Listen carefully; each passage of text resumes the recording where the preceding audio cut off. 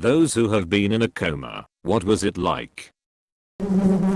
I can only compare it to when you're little and wake up at a friend's house and don't know where you are. I was in a coma for 2 months after a bad car accident. It wasn't medically induced, it was thanks to brain damage. When I woke up I was alone in the hospital room and had no clue what happened or why I was there. I had a neck brace on due to a broken neck, so I figured something was wrong with my neck, but wasn't sure how or what happened.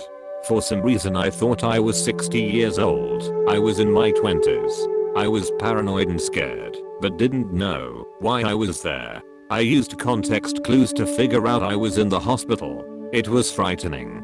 After about 5 minutes I decided to go back to sleep. 2 months of sleep wasn't quite long enough. For some reason I thought I was 60 years old. Inception horn blares. That's what it felt like. I was scared I was 60 and had been there over 30 years reliving one day after another. I didn't know if anyone I knew, like my mom and dad, were alive or anything. It was freaky.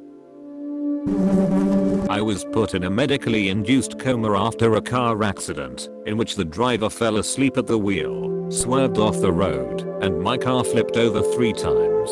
I suffered a brain bleed and traumatic brain injury and was operated on, with the doctors removing a piece of my skull to relieve the pressure. I was put under for 3 weeks, and I remember distinctly having a 2-week-long dream. I don't really know how I knew it was 2 weeks long, but I had a variety of really weird dreams. The dreams included scenarios like 1. I was a box of ginger ale, and I was in a race against a box of Dr. Pepper in a supermarket. We both had a shopping cart we were on, and I barely won against the Dr. Pepper. After that I wanted ginger ale for weeks.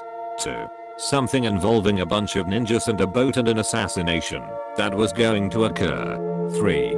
I was a fish stuck in some kind of enclosure that I had to escape.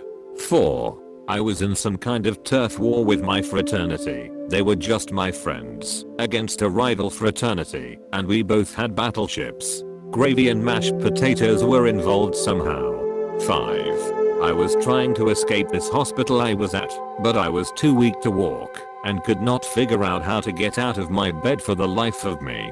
When I woke up 3 weeks later, I was a little confused and had to piece together what happened from bits and pieces the doctors had told me. I would laugh very easily, like just from random phrases my friends who would visit me were saying to me. I had to undergo rehab for 3 months afterwards, learning how to walk and talk again. The doctors told me that my recovery was pretty fast. I still suffer from impaired concentration and energy levels, and I managed to get prescribed Adderall for that issue. One positive out of that, I guess. I know this will get buried, but I'll post my experience anyway.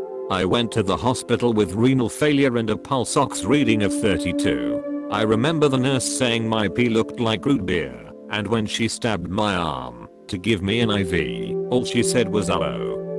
My arm got really warm and my dad moved my head so I wouldn't see how much blood was coming out.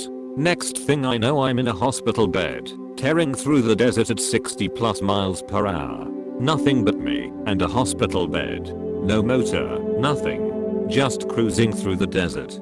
I'd see all sorts of weird things. Most specifically was Ronald McDonald. I saw him all the time. Then my hospital bed would come to a screeching halt and I'd be in the living room of someone I knew.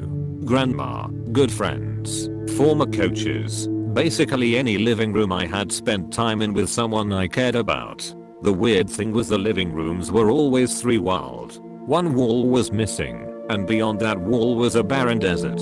We would talk for a while about God knows what, then I'd be pulled back into the desert cruising at 60 miles per hour again. It happened over and over again. Sometimes the same living rooms would reappear, but almost all of them were unique. When I came out of the coma everyone kept commenting how good my hair looked. I couldn't figure out why they kept saying that, so I finally asked my mom how long I had been asleep. She said 13 days, and I had cards and flowers from all these people whose living rooms I'd been visiting in my coma. It was surreal, and I definitely can't explain it. especially since most of the cards came from people who weren't allowed to visit me in intensive care and were sending well wishes in writing, not in person. I've been in 2 medically induced comas. Both times it was like being in a dreamless sleep.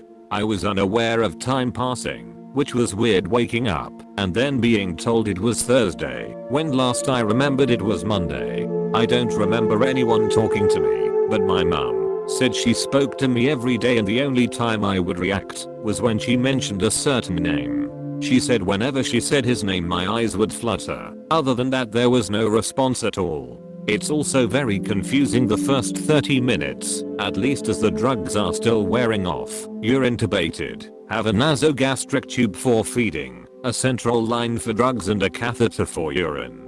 All of this is usually removed, which isn't pleasant, and you're still trying to wake up and make sense of your situation. I would say not one of the top 10 experiences to have before you die.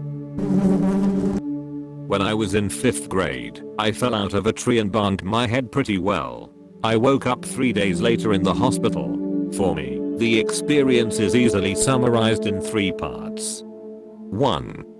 When I fell, I blacked out before I hit the ground, or at least that is where memory fades. And fades is really the best word.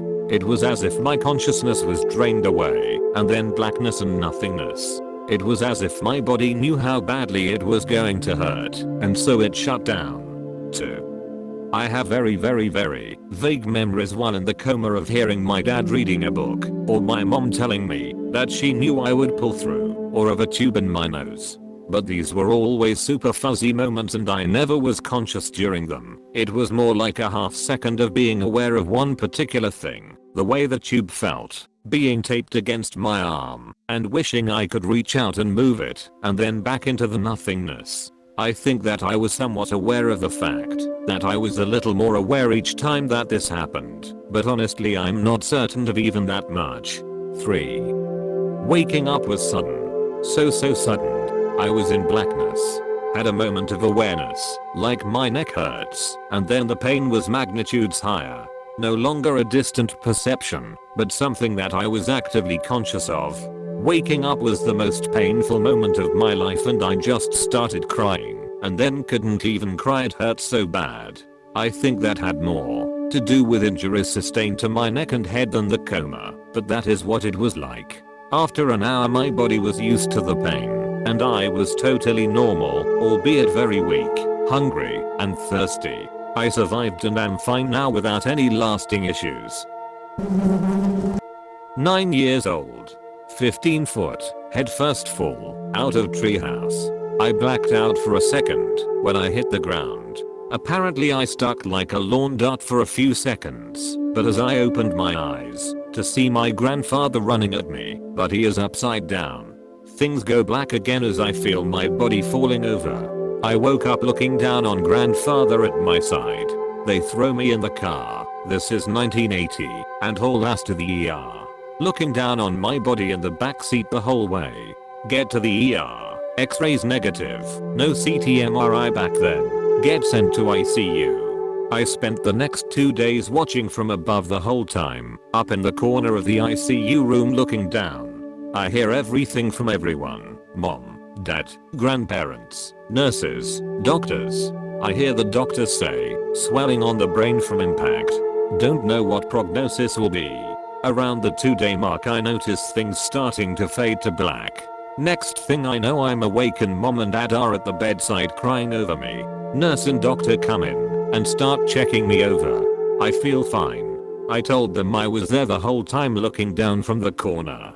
Nobody believed me. So, I started quoting what was said word for word, things that had been said.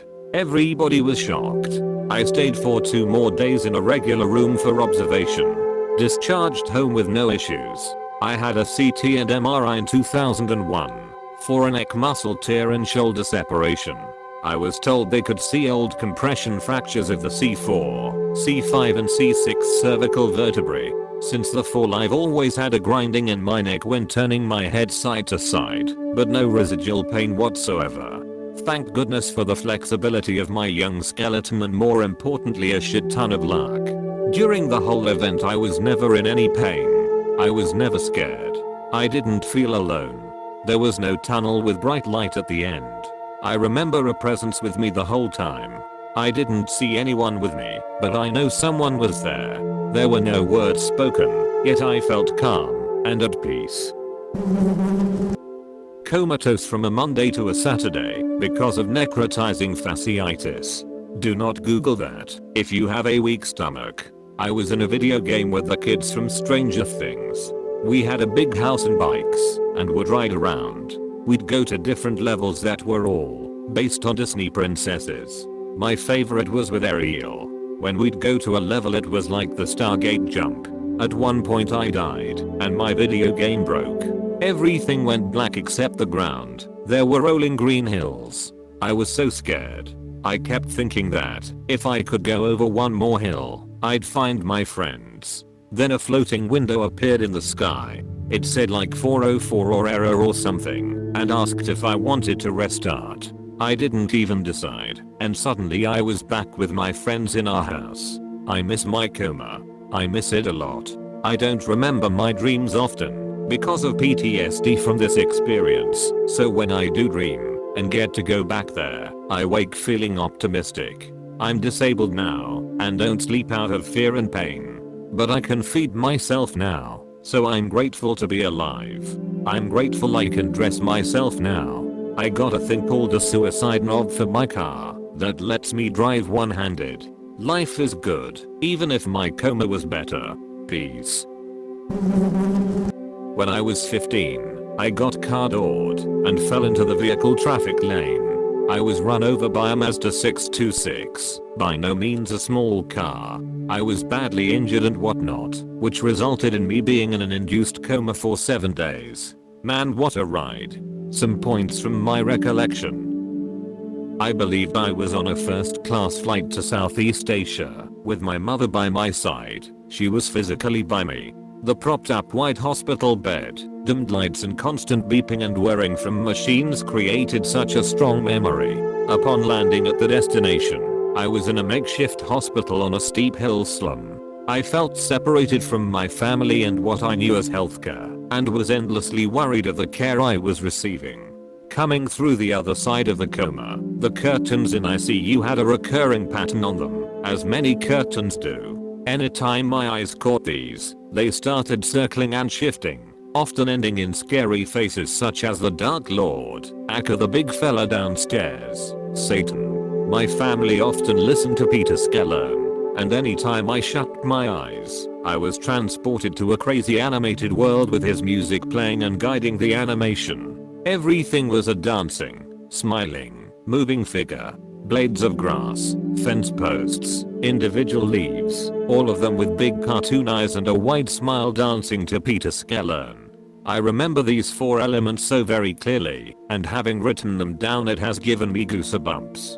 I wrote a short story that was shared with the ICU team, and I later heard that has resulted in them changing the curtains to a plain fabric, so there's a bonus.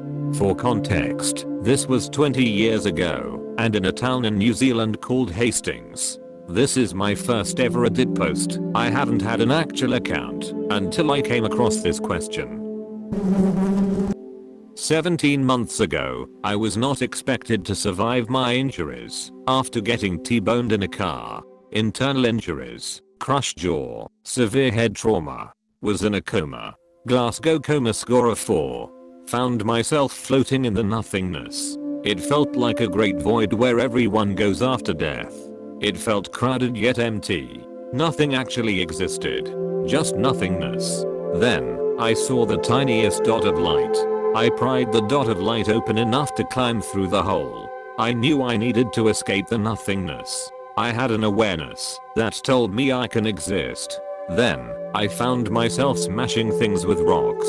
Eventually, I woke up, and my boyfriend, who had been by my side the whole time, told me I was in a terrible accident, and I had a bad TBI. For a while, I fell asleep a lot, and every time I woke up, he would have to tell me all over again. It must have been like Groundhog Day for him. I was paralyzed on my left side, but I kept forgetting, and would stand up to try to walk. Gravity didn't go for that shit. I had to relearn how to walk when I got feeling back. I was in a coma for 2 months after a bad fireworks accident. It honestly just felt like a really vivid dream that you couldn't get out of. There were some times I had nightmares, and I'm still kind of traumatized from them, but more often than not it was like a peaceful delirium. Everything going on around me influenced the dreams. My stepdad at the time was watching a basketball game in the room, and I remembered Kevin Durant being in my dreams. My mom was playing Pink Floyd for me, and I saw the Pulse album cover, but everything on the cover was moving. The worst of it was when there was a tornado warning. I had a nightmare that I was in a glass building, and the windows were being sucked out by a tornado and thrown around like giant death frisbees. I watched a bunch of my friends get sliced to pieces, and then that nightmare just sort of faded to black. And it was constant. I was always dreaming, and just sort of stuck in my head. Thank you for watching, and don't forget to like the video and subscribe. See you on the next video.